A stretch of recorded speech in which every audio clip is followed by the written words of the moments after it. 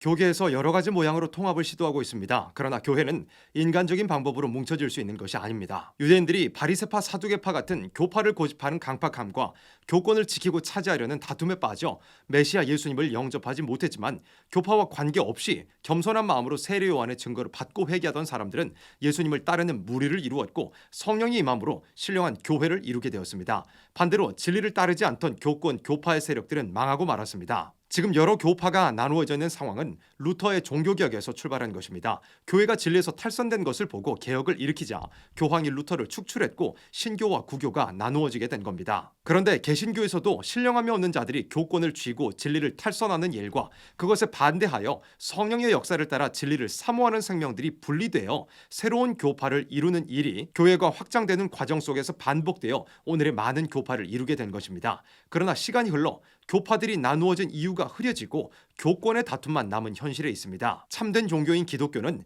개인 영혼이 구원받는 것으로 끝을 맺는 것이 아니고 통일된 한 단체를 이루어 예수님을 맞이하고 예수님께서 이루시는 새로운 시대에 지상 축복을 받는 것으로 끝을 맺게 될 것입니다. 통일된 한 단체를 이룬다는 것은 어떤 인간적인 방법으로 통일된다는 것이 아닙니다. 마지막 시대에 교회가 어떻게 통일되어야 하는지 성경을 통해서 살펴보겠습니다. 첫 번째, 세계에 다시 예언하는 일이 있어야 합니다.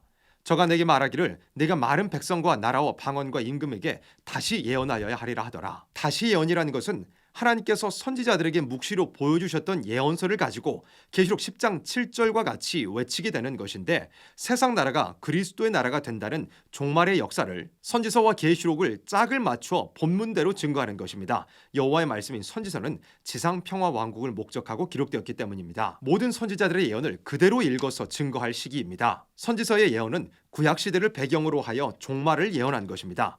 부패한 종교, 정치 지도자들, 경제권을 쥐고 교만한 인간들, 극도로 악화된 사회를 책망했고 이로 인해 무서운 환란이 북방으로부터 내려오지만 하나님만 바라보는 자들은 보호를 받고 남은 자가 될 것을 예언했습니다. 이 모든 예언은 구약의 역사 속에서 예표적으로 성취되었고 이것을 세계에 다시 예언하라고 하였으므로 동일한 방식으로 인간 종말에 성취될 것입니다. 구약 시대에 선지자들의 경고를 무시한 자들은 북방으로부터 온 환란에 망하고 말았지만 순종하는 자들은 하나님이 정하신 때에 동방에서부터 일어난 역사로 회복하는 일이 있었습니다. 주님께서 심판자로 오시며 세계가 불타게 될 이 마지막 때에도 가난하고 멸시받고 압박받던 사람들이 하나님을 의지하고 나갈 때 하나님의 응답이 내려 남은 백성이 될 것과 시련 가운데 부르짖던 종들이 새로운 역사를 받고 동방에서부터 일어날 것과 심판 후에 에덴 동산이 회복되는 그리스도의 왕국이 있을 것을 예언했습니다. 누구든지 하나님을 경외하고 순교적인 정신을 가지고 적그리스도의 나라인 북방과 타협하지 않는 자들은 선지자들에게 전하신 하나님의 비밀을 하나같이 깨닫고 교파를 초월하여 진리 안에서 하나가 되며 하나같이 예언을 증거하게 될 것입니다. 작은 책을 받아 먹은 것과 입에서 꿀같이 달게 된 것과 배에서 쓰게 된 것과 그 책을 가지고 세계에 다시 예언하려는 사명을 받은 것은 사도 요한은 계시로만 받았지만 종말에는 실제로 이 사명을 맡아서 세계에 다시 예언하는 대표적인 사람이 나타나게 될 것을 성경을 말씀했습니다. 하나님의 역사는 항상 대표적인 사람들을 사용했기 때문입니다. 할례의 언약의 아브라함, 율법과 계명의 모세, 부활을 증거하는 일에 12사도가 쓰임받았던 것처럼 예언을 다시 증거하는 일에 두 증인이 쓰임을 받게 될 것입니다. 두 증인은 14만 4천 전체를 의미하기도 합니다. 두 번째, 청량을 받게 되는 일로 완전 통일이 됩니다. 또 내게 지팡이 같은 갈대를 주며 말하기를 일어나서 하나님의 성전과 제단과 그 안에서 경배하는 자들을 청량하되, 청량한다는 것은 변하지 않는 기준이 있다는 것입니다. 하나님의 말씀은 해석에 따라 달라질 수 있는 것이 없고 하나님께서 말씀하신 대로 반드시 이루어지게 되어 있습니다. 이미 이루어진 십자가, 부활, 승천, 성신 강림도 선지자 예언이 1.2력도 가감이 없이 이루어졌다는 것을 증거하는 것이 기독교의 사도적인 사명이었습니다. 이루어질 예언을 증거하는 일도 반드시 합법적인 기준과 해석이 있어야 할 것입니다. 누구든지 성전과 제단 안에서 경배하는 자라면 다 하나같이 청량을 받는다고 말씀했습니다. 하나님을 경외하는 양심을 가진 사람이라면 이루어진 말씀이나 이루어질 말씀을 조금도 가감할 수 없을 것입니다. 종말의 완전한 영감으로 진리를 바로 증거하며 다시 예언하는 대표적인 종이 나타날 때 교파를 초월한 완전 통일의 진리 통합이 이루어지게 될 것입니다. 세 번째, 청량을 받은 자 외에는 다 이방인에게 밟히는 환란에 떨어집니다. 성전 방마당은 청량하지 말고 그냥 두라. 이것을 이방인에게 주었은즉 저희가 거룩한 성을 42달 동안 짓밟으리라.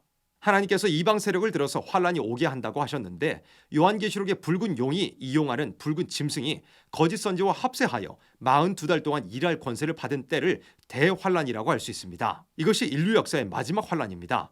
이 환란에서 교회는 완전히 둘로 갈리게 됩니다. 지금은 많은 교파가 있지만 그때는 짐승에게 짓밟히는 교회와 주의 재림을 영접하고 새 시대에 들어가는 남은 종들이 있는 남은 교회로만 나누게 될 것입니다. 다시 예언하는 종의 경고를 듣고 순종하느냐 그렇지 않느냐에 따라 남을 교회가 되느냐 환란에 빠질 교회가 되느냐가 결정되는 것입니다. 예언의 말씀을 합심하여 증거하던 종은 신랑 예수님을 맞이하여 변화를 받고 승천할 것이고 증거하던 예언을 순종하던 교회는 요한계시록 12장과 같이 예비처의 양육을 받고 15장과 같이 구원을 받게 됩니다.